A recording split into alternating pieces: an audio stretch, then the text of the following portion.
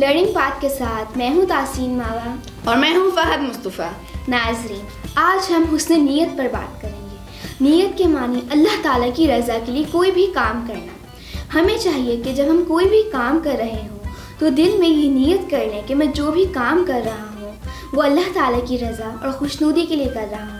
مثلاً عبادت کرنا، گھر کے کام کرنا، والدین کی خدمت کرنا، بڑوں کی خدمت کرنا، کسی کی مدد کرنا، جاب کرنا۔ اس میں ہم نیت کر لیں کہ ہم سب کچھ اللہ تعالیٰ کی رضا اور خوشنودی کے لیے کر رہے ہیں۔ اللہ تعالیٰ ہماری نیتوں کو دیکھتا ہے، ہمارے من میں دیکھتا ہے کہ ہماری نیت کتنی خالص ہے۔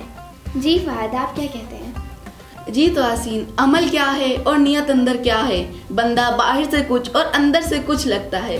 ابھی بھی کچھ لوگ موجود ہیں جو اللہ کی رضا کے لیے کام کرتے ہیں، اللہ کی خوشنودی کے لیے کام کرتے ہیں کہ اللہ بس ہم سے خوش ہو جائے۔ جب کھاتے ہیں تو کہتے ہیں کہ اللہ ہم سے خوش ہو جائے۔ کوئی بھی کام کرتے ہیں تو وہ یہ نیت رکھتے ہیں کہ اللہ ہم سے خوش ہو جائے۔ آپ صلی اللہ علیہ وآلہ وسلم ایک صحابی کے گھر تشریف لے گئے تو ایک کمرے میں دیکھا کہ ایک روشن دان ہے، تو آپ صلی اللہ علیہ وآلہ وسلم نے ان صحابی سے دریافت فرمایا کہ یہ کس لیے بنوایا ہے؟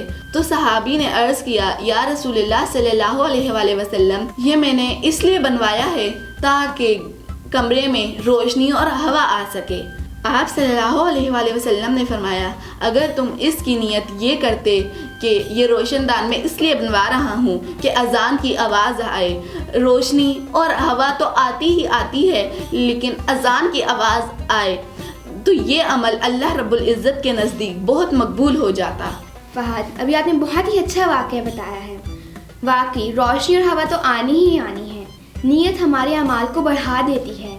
اللہ تعالیٰ کے ہاں نیت سب سے زیادہ قبول ہوتی ہے۔ اگر ہم کھانا کھا رہے ہیں تو ہم ہاتھ دھو لیں، ہم یہ نیت کر لیں کہ یہ سنت رسول صلی اللہ علیہ وآلہ وسلم ہے۔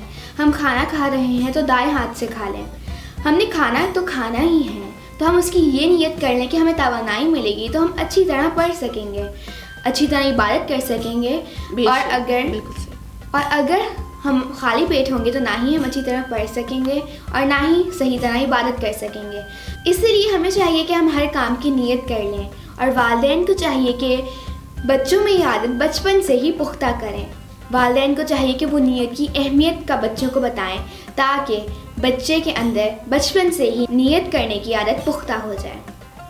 جی تو حسین، اگر ہم نیت اللہ کی رضا اور اللہ کی خوشنودی کے لیے کریں تو وہ عمل اللہ کے نزدیک مقبول ہو جاتا ہے۔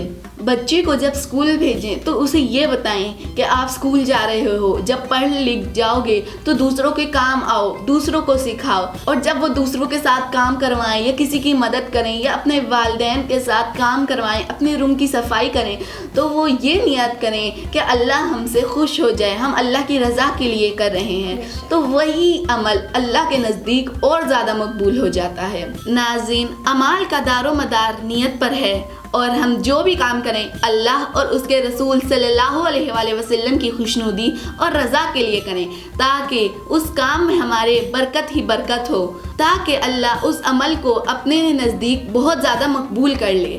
ناظرین، آپ ہمیں اپنی دعاؤں میں یاد رکھیں۔ اجازت دیجیے، شکریہ والسلام۔